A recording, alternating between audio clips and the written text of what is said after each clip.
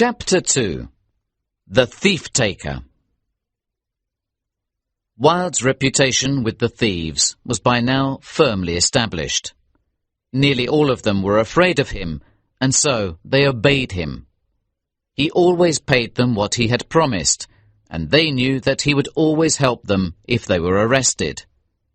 There were some thieves, however, who resented his power in the criminal world, and they refused to work for him. In these cases, he used to send for the thief concerned with a message guaranteeing the thief's safety. He then tried to persuade the thief to change his attitude and to work for him. If the man refused, he ended the interview with a sinister threat. Remember what I told you. You can come here perfectly safely and leave here perfectly safely, and I'll keep my promise. But the next time you see me, you'll see your worst enemy. One of the ways that Wilde helped his criminal friends who were unlucky enough to be arrested was very clever.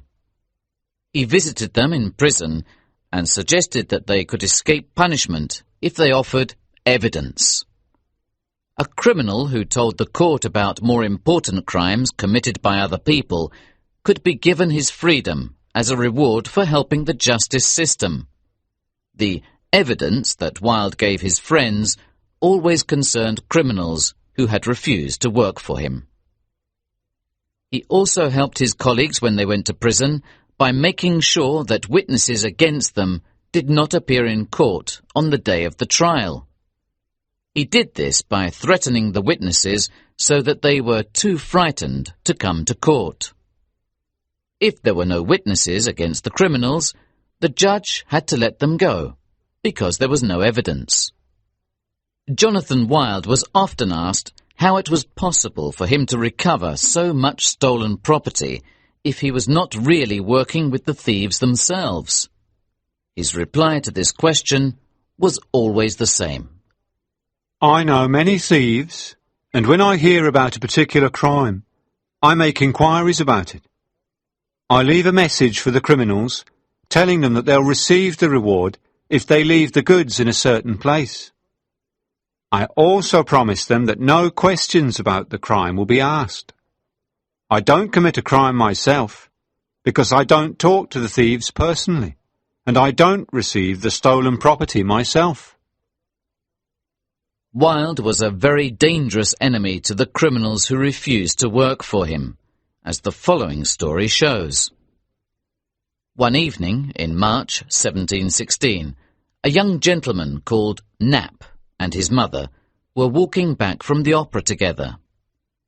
They were attacked by 5 men. His mother shouted out for help. Help! Help! But one of the 5 men shot her dead. An account of the terrible murder appeared in the newspapers, and a substantial reward was offered for the discovery of the murderer.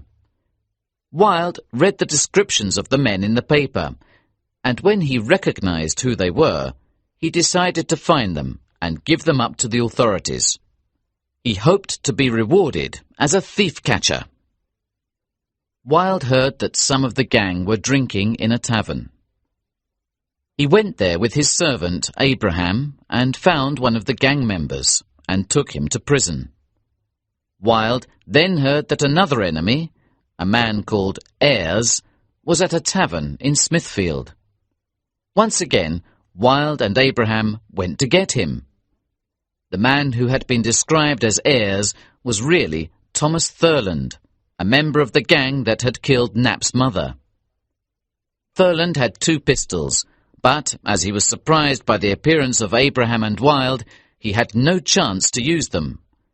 They took Thurland into custody as well, along with another member of the gang, a certain Edward Darvell, who was captured the following night. Soon afterwards, the authorities were looking for yet another criminal, Isaac Ragg, for a burglary. Wilde and his men found Ragg and delivered him over to the authorities. Ragg tried to save himself by giving evidence of other crimes and criminals. He told the magistrate about 22 other accomplices and a vast number of crimes. the court accepted him as a witness for the Crown. The other gang members were tried at the Old Bailey.